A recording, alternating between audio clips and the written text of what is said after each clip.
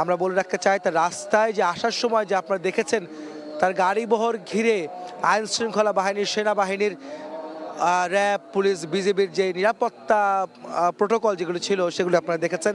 একই সঙ্গে রাস্তার দুপাশে সাধারণ মানুষের উপচে পড়া ভিড় ছিল। শেষবারের মতো শেষ যাত্রায় বেগম জিয়াকে বিদায় জানানোর জন্য নেতাকর্মী, সমর্থক, সাধারণ মানুষ রাস্তার দুপাশে উপচে পড়েছিল।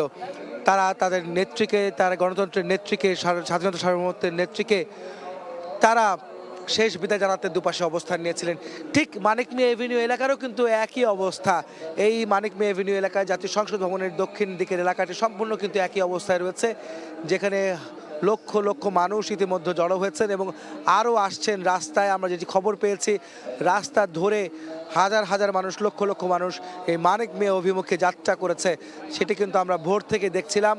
এবং আপনারা জানেন যে গতকাল থেকেই কিন্তু দেশের বিভিন্ন প্রান্ত থেকে সে নেতাকর্মী, সাধারণ মানুষ, সমর্থক যারা রয়েছেন বেগম জিয়ার কে যারা ভালোবাসেন, তাদের নেত্রীকে শেষবারের মতো দেখার জন্য, তার নেত্রীর জানাজায় অংশ নেওয়ার জন্য এই মানিক মিয়া এভিনিউ এলাকায় পথে মুখী হচ্ছেন। এবার মানিক মিয়া এভিনিউ মুখী হয়েছেন তারা।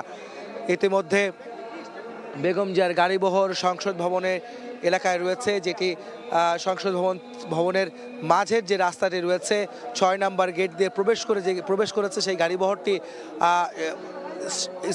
সংসদের স্পিকারের যে বাসভবন জুড়ে রয়েছে, অর্থাৎ সাবেক সাব জেলের যে রাস্তাটি, সেই রাস্তা দিয়েই কিন্তু এই পথে আসছে, অর্থাৎ মানিক মিয়া এভিনিউর পশ্চিম প্রান্ত দিয়ে গাড়িবহরটি ঢুকবে এবং এই গাড়িটিতে বেগম জিয়ার মরদেহ রাখা হচ্ছে, যে গাড়িতে বেগম জিয়া বাংলাদেশের জাতীয় পতাকা মোড়ানো রয়েছে তার লাশবাহী ফ্রিজিং গাড়িটিতে। এবং তার সঙ্গে গাড়িবহরে রয়েছেন তার বড় ছেলে তারেক রহমান, বিএনপির ভারপ্রাপ্ত চেয়ারম্যান, এবং একই সঙ্গে বিএনপির স্থায়ী কমিটির সদস্যরা কিন্তু গাড়িবহরে সঙ্গে রয়েছেন। বেগম জিয়ার মরদেহ যে গাড়িতে রয়েছে সে গাড়িতে রয়েছেন তার ব্যক্তিগত চিকিৎসক ডাক্তার এজেড জাহিদ হোসেন, যিনি বিএনপির স্থায়ী কমিটির সদস্য। তিনি কিন্তু তার অসুস্থতায় গত 5 বছর ধরে বেগম জিয়ার সঙ্গেই কিন্তু ছিলেন। তিনি কিন্তু শেষ দিন পর্যন্ত, শেষ মুহূর্ত পর্যন্ত বেগম জিয়ার সঙ্গেই ছিলেন।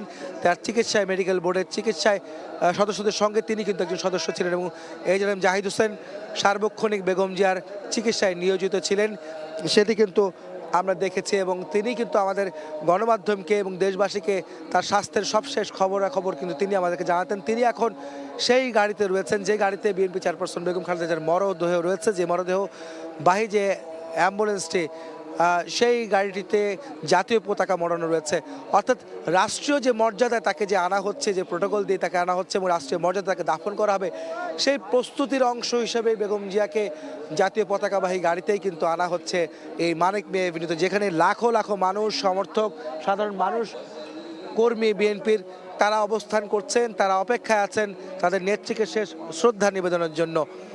এবং আমরা ইতিমধ্যে জানাতে চাই যে শেরেবাংলা নগরে জিয়া উদ্যানে যে শহীদ রাষ্ট্রপতি, বিএনপির প্রতিষ্ঠাতা এবং বেগম জিয়ার স্বামী শহীদ জিয়াউর রহমান, তার কবর যেখানে রয়েছে তার পাশেই কিন্তু বেগম জিয়াকে তাকে শায়িত করা হবে, দাফন করা হবে জানাজা শেষে।